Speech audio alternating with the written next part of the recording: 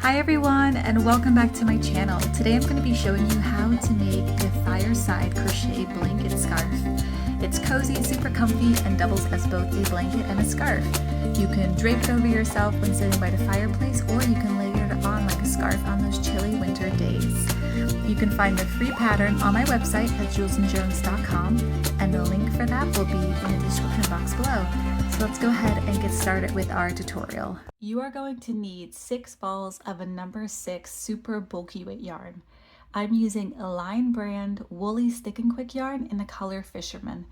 You're also going to need a 9.0 millimeter crochet hook, a pair of scissors to cut in between ends, and then just a darning needle to work in your ends. All right, let's go ahead and get started with our tutorial. Our first step in making our crochet blanket scarf is to make a slip knot. So go ahead and grab your yarn and wrap it around your finger twice. Then take the back piece, push it over the front piece, and then take the front piece and push it over the back piece and over your finger. Then carefully pull it tight, grab your crochet hook, insert it into that loop, and then pull tight one more time to secure that loop on your hook. Okay, and then once you have done that, it's time to start making our foundation chain. Now for our foundation chain, I will just be making a swatch of the project. So I'm basically going to be making a smaller version of the pattern. So if you want to go ahead and follow with that, you want to chain 12. And then if you want to go ahead and start the pattern, you want to chain 46. Okay, so to make a chain, wrap the yarn over your hook and pull through. Okay, and just continue to do that until you have the amount that you need. So I'm at 4 here, 5, 6, 7, 8, 9, 10, 11, and 12. All right, once you have 12 chains or the 46, you want to go ahead and start your first row. So for our first row, we are going to make a double crochet in the 3rd chain from the hook. So 1, 2, and 3. You want to go ahead and yarn over, insert your hook in that 3rd chain, yarn over, pull through, yarn over, pull through the first 2 loops, and then yarn over, pull through the next 2 loops for a double crochet. And you should have something that looks like this. And your starting chain right here counts as a double crochet. Okay, next up we want to chain 2, 1 and 2, and work a single crochet in the following chain. So here's my next chain, and you're just going to insert your hook, yarn over, pull through, and then yarn over, pull through the last 2 loops for a single crochet. So it should look like this. All right, and so now what we're going to be doing is we are just going to be following this little sequence all the way through for the remainder of the row. So our next step is to skip 2 chains, 1 and 2, yarn over, insert our hook into the following chain and making that double crochet. So you would yarn over, pull through the first 2 loops, and then yarn over, pull through the next 2 loops for a double crochet. All right, and now you're going to work another double crochet in that same chain. So yarn over, insert your hook, yarn over, pull through, yarn over, pull through the first 2 loops, yarn over, pull through the last 2 loops. Now we are going to chain 2 again and work a single crochet in the next chain. So insert your hook, yarn over, pull through, and then yarn over, pull through the next 2 loops. All right, and so we're going to make that sequence one more time because we're almost at the end of our row. So skip 2 chains, 1 and 2, and go ahead and work your double crochet. Then you want to work another double crochet, and you're going to chain 2, and then work a single crochet in that last chain. And that completes row 1, and you should have something that looks like this. So now we're going to go to row 2. So now we're ready to work row 2. So for row 2, go ahead and chain 2 and turn your work. You could also turn your work first and then chain 2. It's whatever you like best. Okay, and so row 2 is going to be similar to row 1, where we're just going to be repeating a sequence. So we're going to work 2 double crochets, 2 chains, and a single crochet all within this chain space.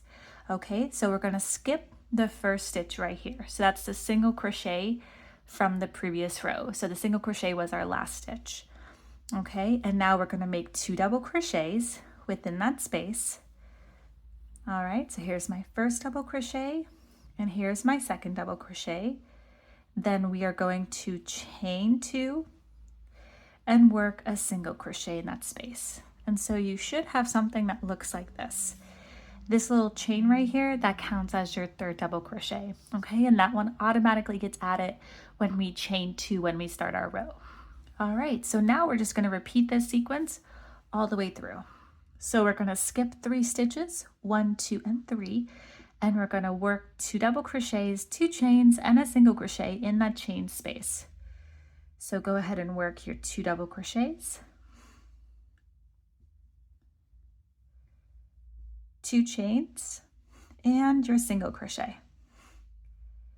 All right, and you should have something that looks like this. Okay, so now we're gonna do it again, and we just have to do one more time for our swatch. So skip 3 stitches, 1, 2, and 3, find your next space, work your 2 double crochets, your 2 chains, and your single crochet, all within that chain space. So you should have something that looks like this, and that completes the end of round 2. Now, since I'm making a swatch, you are going to want to work row 2 because we're just going to be repeating row 2 for the pattern. You want to go ahead and work it till row 5 just so we have plenty to work with for our pattern. Okay, if you are going ahead and starting the pattern, so you've made your 46 chains, you want to repeat row 2 until row 60. All right, so I'm going to go ahead and continue to make a few more rows, and then I will meet you right back here and show you what the next step is. Okay, so I just worked a few more rows of my swatch, so we're just going to be repeating row 2, and this is what it should look like. Okay, and so now we have one more step for our blanket scarf pattern because the pattern is explained in 2 parts, and then you are ready to make the twisted fringe. So the last row is just single crochets, and the reason why we're doing this is because we want the foundation row, which also looks pretty straight, to be the same as the other side because this just makes it easier when you go to add your twisted fringe. Okay, so for our last row, we are just going to chain 1. We're going to turn our work, and we are going to work 1 single crochet in the first stitch. Okay, so it's a single crochet from the previous row. So go ahead and work 1 single crochet, and then you're going to work 2 single crochets in that chain 2 space because we have 2 chains. So work 2 more single crochets,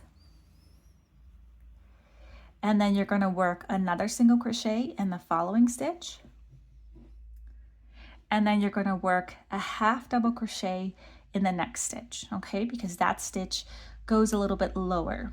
So for a half double crochet, yarn over, insert your hook in the next stitch, yarn over, pull through all 3 loops for a half double crochet, and see how you can see that row already becoming straighter.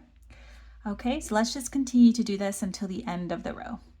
So our next step would be just to repeat this sequence. Okay, so work your single crochet in the single crochet from the previous row, work 2 single crochets in the 2 chain spaces, work a single crochet in that first double crochet from the previous row, and then work your half double crochet in the next stitch. Okay, so here's my half double crochet. All right, so we just got to do one more time. So go ahead and work your single crochet, 2 single crochets in the following space. Then we want to work another single crochet, and then it might be a little bit tricky to see, but you want to work a half double crochet in that last stitch, which would be a little bit rounded at the end. But you should have something that looks like this when it's done. Okay, and so now it's completely straight and it's ready for the next step, which is to add our twisted fringe. And now it will look similar to the foundation row. All right, so when you're at this part, you want to go ahead and grab your scissors, and we are going to cut our yarn We are then going to yarn over and pull it through just to finish it off. Okay, so go ahead and work your ends in with your darning needle, and then we are ready for our next step. Okay, so once you've worked in your two ends, it's time to attach our twisted fringe to our blanket scarf. So I like to just carefully move my swatch or scarf to the side like this, and we are going to attach our yarn to the left side of our work. Okay, so go ahead and grab your yarn, and you are going to insert your hook into that first stitch, and then you're going to drape the yarn over the crochet hook. So my tail end is on the left side, and then my working yarn is on the right side, and then you're going to carefully pull it through, and then you want to chain one to secure it, and then you can pull this tail end a bit more just to secure it a little bit more. Okay, and then you want to pull your yarn 12 inches. So you want to pull your working yarn. And I know 12 inches might seem like a lot, but what's going to happen is once we start twisting our fringe, it's going to naturally come together, and those 12 inches will turn into 6 inches. Okay, so you want to carefully pull that working yarn 12 inches. Once you have that, I'm just making mine a little bit smaller since I am working with a swatch here.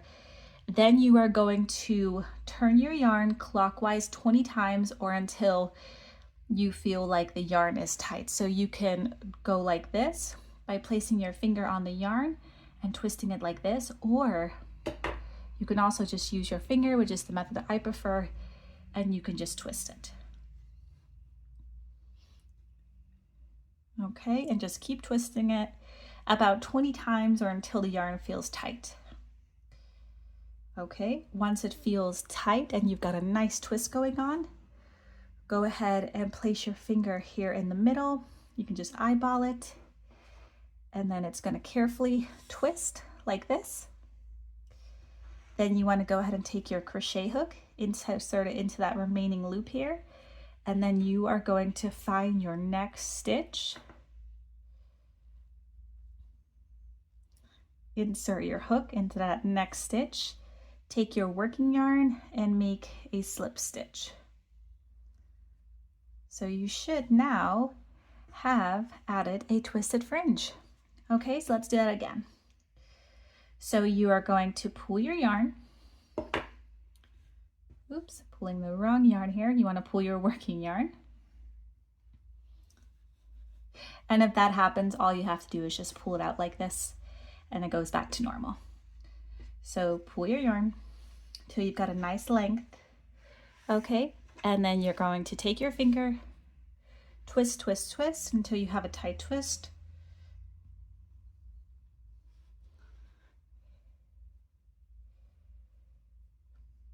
Okay, once you've got a nice twist going on, place your finger in the middle, let it naturally come together.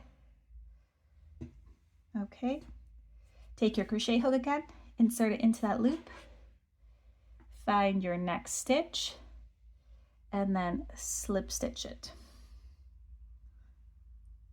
to the following stitch. And there you go.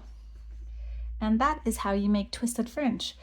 And so you want to continue to do that until the very end, okay? So for the blanket scarf, I was able to place 42 twisted fringe, but the most important part is just to place them evenly. So even if you have less or more, just make sure it looks evenly, and then I think the scarf looks really good. All right, and so that is how you do the last part of this pattern. All right, and so once you've completed your twisted fringe on one side, you want to go ahead and do the exact same to the other side. And so you should have something that looks like this. I think the twisted fringe looks so adorable, and I highly recommend adding them to this blanket scarf. You could, of course, do some other fringe, but I think the twisted just gives such a unique look. All right, and so now you're completely done with the crochet blanket scarf. I hope you enjoyed this tutorial. I hope it was helpful. If you do have any questions though, you can always leave them in the comment section, or you can also just take a look at the blog post, and so the link for that will be in the description box. And so yeah, I hope you enjoyed this tutorial. Make sure to give it a thumbs up, make sure to subscribe, and I will see you guys in my next video. Bye everyone.